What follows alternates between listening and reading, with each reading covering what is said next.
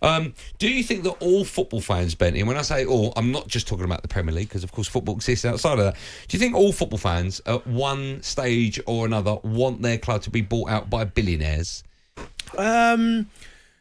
So I would guess so. It almost feels like to compete now at the top level, you need billionaire owners that can spend copious amounts of money. Mm-hmm. You're going to get some kind of football fan who are like, do you know what I'm saying? The traditionalists, where they go, no, they don't want that. They like when their club's run by a family-owned business. That Well, let's take like Brighton. They've got billionaires behind them. I think I'm right in saying Brentford are the only side in the Premier League that the owners don't have multiple billions backing them. Okay, do you think there's Brentford fans out there that are looking at, for argument's sake, a possible takeover of Man United? I know Liverpool being sold as well.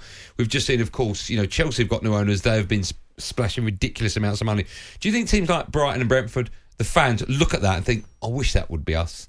I wish we would start paying copious amounts of money, not just for players, but to have bigger and better stadiums, more chance of winning bigger competitions, to get into the bigger competition. Do you think they all want that? Does everyone want that or not? As I said, you're not going to get everyone saying that, but I don't think there's anything wrong if you got a billionaire owner that comes in that cares about the club. Because I think as football fans, we'll certainly be being an Arsenal fan, the Cronkies own Arsenal. It's one of them where for large spells, the fans were protesting. They wanted the Cronkies out, wanted them out. They weren't putting their hands in their pocket. They weren't backing the club. But then you take someone like Chelsea, for instance. Now, I guess Chelsea fans can't have any arguments with what he did for their club. Of course not. But I think to compete at the very top table, I'm not saying you need a billionaire, but you need someone who is prepared to pump money into the club, is prepared to go toe-to-toe to try and get the best players.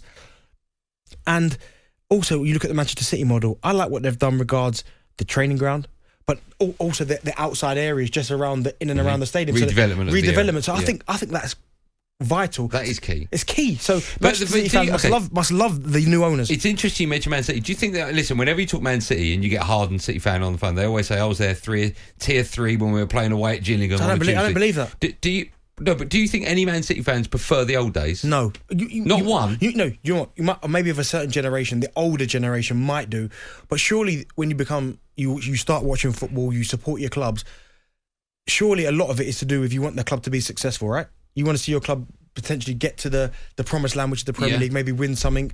That's what you want, right? Well, do you remember the documentary on Salford City when Neville and Scholes brought them out? There was not controversy, but there was lots of irate fans saying they didn't want the ground to be redeveloped. They liked the fact that, Kath was cooking burgers on the side in the porter cabin. I get all of that. You want that football feeling to remain. Yeah. It's a little bit like when Arsenal left Highbury for the Emirates, or West Ham left Upton Park to go to the London Stadium, or Spurs White Hart Lane to go to White Hart Lane. It's one of them where it's like, I understand, but football is evolving, football is moving on, and listen, I don't think there's anything wrong whatsoever having a billionaire owner, as long as he cares about the club.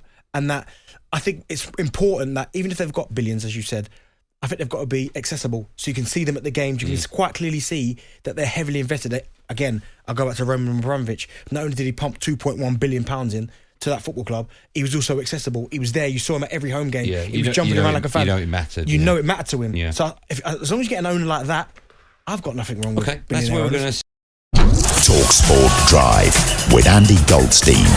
Monday to Friday afternoon from 4 on AM, on DAB, via the talkSPORT app and on your smart speaker. talkSPORT.